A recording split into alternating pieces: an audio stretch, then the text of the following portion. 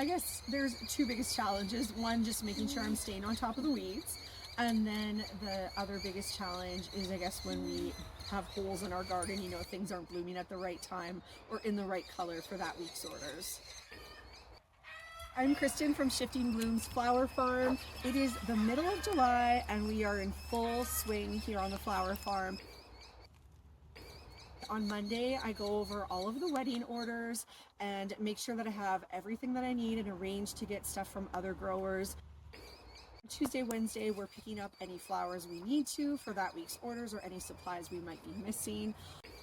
On Thursday, that's the big arranging day, so we'll cut all of our flowers either sometime on Wednesday or sometime on Thursday, just depends on how many we need and what the weather's like.